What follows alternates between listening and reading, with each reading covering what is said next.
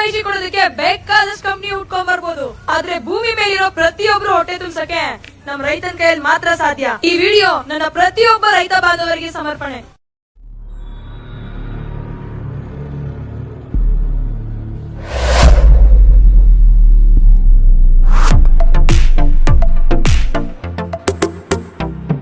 ಸ್ನೇಹಿತರೆ ನಮಸ್ಕಾರ, ನಾನು ನಿಮ್ಮ ಪ್ರೀತಿಯ ಆದಿ. ನನ್ನ ಯೂಟ್ಯೂಬ್ ಚಾನಲ್ಗೆ ಎಲ್ಲರಿಗೂ ಸ್ವಾಗತ ಕೋರ್ತಾ ಇದ್ದೀನಿ. ಎಸ್ ವೀಕ್ಷಕರೇ, ಇಂದು ನನ್ನ ಹೊಲದಲ್ಲಿ ಬಹಳ ವಿಶೇಷವಾದ ದಿನ ಅಂತಲೇ ಹೇಳ್ಬೋದು. ಯಾಕಂತಂದರೆ ಹೈಬ್ರಿಡ್ ಜೋಳದ ಕೊನೆಯ ಹಂತದ ಅಂದರೆ ರಾಶಿ ಮಾಡುವ ದಿನ ಬಂದೇ ಬಿಡಿತು.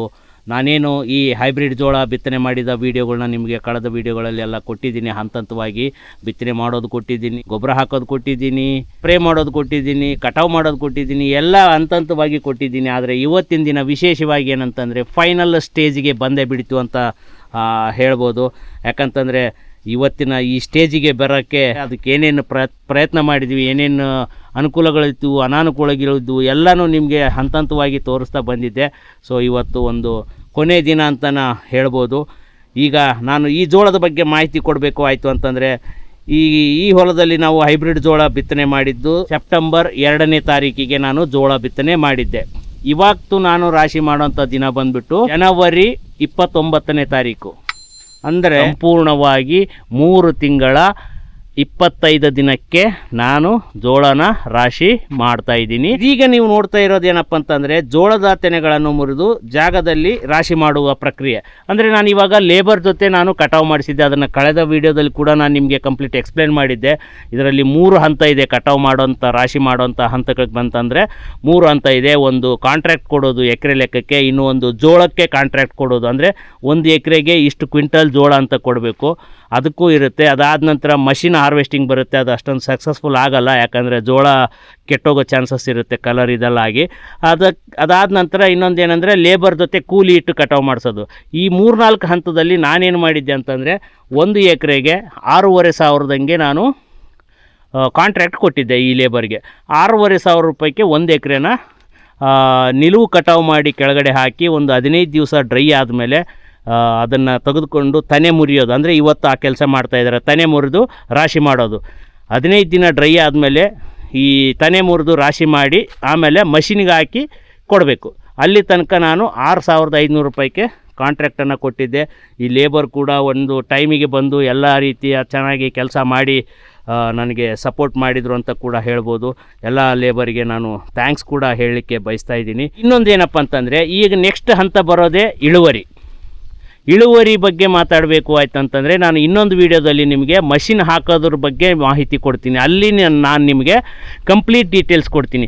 ಎಷ್ಟು ಚೀಲ ಬಂತು, ಎಷ್ಟು ಎಕರೆಗೆ ಎಷ್ಟು ಕ್ವಿಂಟಲ್ ಬರ್ಬೋದು, ಎಷ್ಟು ಬಂತು ಅಂತೇಳಿ ನಾನು ನೆಕ್ಸ್ಟ್ ವೀಡಿಯೋದಲ್ಲಿ ನಾನು ನಿಮಗೆ ಖಂಡಿತವಾಗ್ಲೂ ಅಂದರೆ ಪಿನ್ ಟು ಪಿನ್ ಡೀಟೇಲ್ಸ್ನ ನೆಕ್ಸ್ಟ್ ಮಷಿನ್ಗೆ ಹಾಕೋ ರೀತಿ ಹೆಂಗಿರುತ್ತೆ, ಯಾವ ಥರ ಮಷಿನ್ ಹಾಕ್ತೀವಿ ನಾವು, ಹೆಂಗೆ ಹಾಕ್ತೀವಿ, ಮಷಿನ್ಗೆ ಹೆಂಗೆ ಹಾಕಬೇಕು, ಎಷ್ಟು ಜನ ಲೇಬರ್ ಬೇಕಾಗ್ತಾರೆ, ಒಂದು ಪ್ಯಾಕೆಟಿಗೆ ಮಷಿನ್ಗೆ ಹಾಕೋಕ್ಕೆ ಎಷ್ಟು ತೊಗೊತಾರೆ, ಚಾರ್ಜ್ ಎಷ್ಟು ಮಾಡ್ತಾರೆ, ಆಮೇಲೆ ಪಾಕೆಟ್ ಚೀಲಗಳು ಎಷ್ಟು ಬೀಳುತ್ತೆ, ಆಮೇಲೆ ಒಂದು ಚೀಲಕ್ಕೆ ಎಷ್ಟು kg ಜೋಳ ತುಂಬಬಹುದು, 1 ಎಕರೆಗೆ ಎಷ್ಟು ಪಾಕೆಟ್ಗಳು ಆಗುತ್ತೆ, 1 ಎಕರೆಗೆ ಎಷ್ಟು ಕ್ವಿಂಟಲ್ ಇಳುವರಿ ಬರುತ್ತೆ, ಎಷ್ಟು ಲಾಭ ಆಯಿತು, ಎಷ್ಟು ನಷ್ಟ ಆಯಿತು ಅನ್ನೋದ್ರ ಬಗ್ಗೆ ನಾನು ಕಂಪ್ಲೀಟ್ ಮಾಹಿತಿನ ನಾನು ನೆಕ್ಸ್ಟ್ ವೀಡಿಯೋದಲ್ಲಿ ಕೊಡ್ತೀನಿ. ಆಮೇಲೆ ನಿಮಗೆ ಹೊಸದಾಗಿ ನಾನು ಸಲಹೆ ಹೇಳೋದಾಯಿತು ಅಂದರೆ, ನಿಮಗೆ ರೈತರಿಗೆ ಏನಾದರೂ ಹೊಸದಾಗಿ ಹೈಬ್ರಿಡ್ ಜೋಳ ಯೋಜನೆ ಇತ್ತು ಮಾಡೋದು ಅಂತಂದರೆ, ನೆಕ್ಸ್ಟ್ ಸಾರಿ ನಾನು ನನ್ನ ಅನುಭವ ಏನಂತಂದರೆ, ಫಸ್ಟ್ ನೀವು ಮಾಡಬೇಕಾಗಿರೋದು ಒಂದು ಏನಂತಂದರೆ ಸರಿಯಾದ ಬೀಜನ ಆಯ್ಕೆ ಮಾಡ್ಕೊಳ್ಳಿ. ನಾನು ಹೈಟೆಕ್ನೇ ಆಯ್ಕೆ ಮಾಡ್ಕೊಳ್ಳಿ ಅಂತ ಹೇಳ್ತಾ ಇಲ್ಲ, ಯಾವುದನ್ನು ಚೆನ್ನಾಗಿರುತ್ತೆ. ನಾನು ಹೈಟೆಕ್ ಅಂತೂ ಚೆನ್ನಾಗಿದೆ, ನಂದು ಈ ಎಷ್ಟು ಬಂತು ಅಂತ ನಿಮಗೆ ನೆಕ್ಸ್ಟ್ ವೀಡಿಯೋದಲ್ಲಿ ಹೇಳ್ತೀನಿ. ಇದ್ರ ಮೇಲೆ ನೀವು ಡಿಸೈಡ್ ಮಾಡಿ ಹೈಟೆಕ್ ತೊಗೋಬೇಕು ಬೇಡ ಅಂತ. ಬಟ್ ಚೆನ್ನಾಗಿದೆ ಹೈಟೆಕ್ ಆಗಲಿ, ಇನ್ನೊಂದು ಬೇರೆ ಬೇರೆ ಕಂಪ್ನಿಗಳಿದ್ದಾವೆ. ಒಳ್ಳೆಯ ಸರಿಯಾದ ಬೀಜನ ಆಯ್ಕೆ ಮಾಡ್ಕೊಳ್ಳಿ. ಅದಾದ ನಂತರ ಇನ್ನೊಂದು ಮೇನ್ ಪಾಯಿಂಟ್ ಏನಂತಂದರೆ, ಸರಿಯಾದ ಟೈಮಿಗೆ ನೀರನ್ನು ಕೊಡಿ. ಯಾವುದೇ ಬೆಳೆ ಆಗಲಿ ನೀರಿನ ಹಾನಿ ಆಯಿತು ಅಂತಂದರೆ ಸರಿಯಾದ ಇಳುವರಿ ಬರಲ್ಲ, ಕುಂಠಿತಗೊಳ್ಳುತ್ತೆ. ಸೊ ಹಾಗಾಗಿ ಏನಂತಂದರೆ ಸರಿಯಾದ ಪ್ರಮಾಣದಲ್ಲಿ ಸರಿಯಾದ ಟೈಮಿಗೆ ನೀರನ್ನು ಕೊಡಿ. ಮತ್ತು ಇನ್ನೊಂದು ಏನಂತಂದರೆ, 3ನೇ ಸಲಹೆ ಏನಂತಂದರೆ ರೋಗ ಮತ್ತು ಕೀಟ ನಿಯಂತ್ರಣ. ಅಂದರೆ ನಿಮಗೆ ಯಾವುದೇ ರೀತಿ ಡಿಸೀಸ್ ಬರೋ ಚಾನ್ಸಸ್, ಅಂದರೆ ಇದಕ್ಕೆ ಜೋಳಕ್ಕೆ ಬರೋಂಥ ಡಿಸೀಸ್ ಏನಂತಂದರೆ ಜಿಗಿ ಒಂದು ಬರುತ್ತೆ, ಮತ್ತು ಸ್ಟಾರ್ಟಿಂಗ್ ಇನಿಷಿಯಲ್ ಸ್ಟೇಜಲ್ಲಿ ನಿಮಗೆ ಹಸಿರು ಹುಳ, ಸೈನಿಕ ಹುಳದ ಬಾಧೆ ಒಂದಿರುತ್ತೆ. ಅವೆರಡನ್ನ ನಿಭಾಯಿಸಿದ್ರಿ ಅಂತಂದರೆ ನಿಮಗೆ ಜೋಳ ಸಕ್ಸಸ್ ಆಗುತ್ತೆ. ಬಟ್ ನಾನಿಲ್ಲಿ ಒಂದು ಎಡವಟ್ಟು ಮಾಡ್ಕೊಂಡಿದ್ದೀನಿ, ಆ ಎಡವಟ್ಟನ್ನ ಕೂಡ ನಿಮಗೆ ಹೇಳಲಿಕ್ಕೆ ಬಯಸ್ತೀನಿ. ನಾನು 2 ಸ್ಪ್ರೇ ಮಾಡಿದ್ದೀನಿ ಇಲ್ಲಿವರೆಗೆ. ಆ 2 ಸ್ಪ್ರೇ ಮಾಡಿ ಇನ್ನೂ ಒಂದು ಸ್ಪ್ರೇದಲ್ಲಿ ನಾನು ಮಿಸ್ಟೇಕ್ ಮಾಡಿಕೊಂಡು ನನ್ನ ಜೋಳದಲ್ಲಿ ಒಂದು ಸ್ವಲ್ಪ ಕುಂಠಿತಗೊಂಡಿದೆ ಅಂತ ಕೂಡ ಹೇಳ್ಬೋದು. ಇಳುವರಿಲಿ ಒಂಚೂರು ಡಿಫ್ರೆನ್ಸ್ ಆಯಿತು. ಯಾಕಂತಂದರೆ ಕೊನೆ ಹಂತದಲ್ಲಿ ಜಿಗಿಗೆ ನಾನು ಇನ್ನೊಂದು ಸ್ಪ್ರೇ ಮಾಡಬೇಕಾಗಿತ್ತು. ಆವಾಗ ಇನ್ನೇನು ಜೋಳ ಆಗೈತಲ್ಲ ಬೇಡ ಅಂತ ಅನ್ನಿಸ್ತು. ಯಾಕಂತಂದರೆ ಒಳಗಡೆ ಹೋಗಿ ನೋಡೋಕ್ಕಾಗಲಿಲ್ಲ. ಸೆಂಟ್ರಲ್ಲಿ ತುಂಬ ಡ್ಯಾಮೇಜ್ ಮಾಡಿಬಿಟ್ಟಿದೆ, ದೋಮೆ ಬಂದು ಜಿಗಿ ಬಂದು. ಸೊ ಅದು ಕಟಾವು ಮಾಡಿದ ಮೇಲೆ ಗೊತ್ತಾಯಿತು. ಯಾಕಂತಂದರೆ ಈ ಕಲರಲ್ಲೇ ಗೊತ್ತಾಗುತ್ತೆ ಈ ಗಿಡದ ಸೇಪ್ ಹೆಂಗಾಗಿರುತ್ತೆ ಅಂದರೆ ಸೊಪ್ಪೆ ಅಂತೀವಿ ನಾವು. ಆ ಲೀಫ್ಗಳೆಲ್ಲ ಕರ್ರಗಾಗಿ ಕರಿ ಕಲರಾಗಿ ಇದಾಗಿರುತ್ತೆ, ಅಂದರೆ ರಸ ಹೀರ್ಕೊಂಡ್ಬಿಡುತ್ತೆ ಆ ಗಿಡದ್ದು. ಹಾಗಾಗಿ ಅದೊಂದು ಸ್ವಲ್ಪ ಮಿಸ್ಟೇಕ್ ಮಾಡಿದೆ. ಆ ಥರ ಮಿಸ್ಟೇಕ್ನ ನೀವು ಕೂಡ ಮಾಡಬೇಡಿ. ಸೊ ಇವುಗಳನ್ನು ಫಾಲೋ ಮಾಡಿದರೆ ಅಂದರೆ ಟೈಮಿಗೆ ಸರಿಯಾದ ಬೀಜ ಆಯ್ಕೆ ಮಾಡೋದು, ಸರಿಯಾದ ನೀರನ್ನು ಕೊಡೋದು, ರೋಗ ಮತ್ತು ನಿಯಂತ್ರಣ ಮಾಡೋದು, ಇನ್ ಟೈಮಿಗೆ ಫುಡ್ಡನ್ನು ಕೊಡೋದು, ಅಂದರೆ ಗೊಬ್ಬರ ಕೊಡೋದು ಎಲ್ಲ ಮಾಡಿದರೆ ನಿಮಗೆ ಉತ್ತಮ ಫಲಿತಾಂಶ ಕೂಡ ಸಿಗ್ಬೋದು ಅಂತ ಹೇಳ್ತೀನಿ. ಯಾಕಂತಂದರೆ ಈಗಿರೋಂಥ ಗೌರ್ಮೆಂಟ್ ರೇಟು, ಆಮೇಲೆ ಮಾರ್ಕೆಟ್ ರೇಟು 2700 ರೂಪಾಯಿ ಇದೆ, ಗೌರ್ಮೆಂಟಿಗೆ 3700 ರೂಪಾಯಿ ಇದೆ. ಸೊ ಒಂದು ಒಳ್ಳೆಯ ಒಂದು ಇಳುವರಿ ಬಂದರೆ 15 ಕ್ವಿಂಟಲ್ ಮೇಲೆ ಬಂತು ಅಂತಂದರೆ ನಿಮಗೆ ಎಕರೆಗೆ ತುಂಬ ಲಾಭ ಆಗುತ್ತೆ ಅಂತ ಕೂಡ ಹೇಳ್ಬೋದು. ಯಾಕಂತಂದರೆ ಬೇರೆ ಬೆಳೆಗೆ ಕಂಪೇರ್ ಮಾಡಿದರೆ ಈ ಬೆಳೆ ತುಂಬ ಈಸಿ ಅಂತಲೂ ಹೇಳ್ಬೋದು. ಯಾಕಂತಂದರೆ ಅಷ್ಟೊಂದು ಹಾರ್ಡ್ ವರ್ಕ್ ಇರಲ್ಲ ಇದರಲ್ಲಿ. ಆಮೇಲೆ ಡಿಸೀಸ್ಗಳೂ ಕಡಿಮೆ. ಸೊ ಇಷ್ಟೆಲ್ಲ ನಿಮಗೆ ಮಾಹಿತಿ ಕೊಡ್ತಾಯಿದ್ದೀನಿ.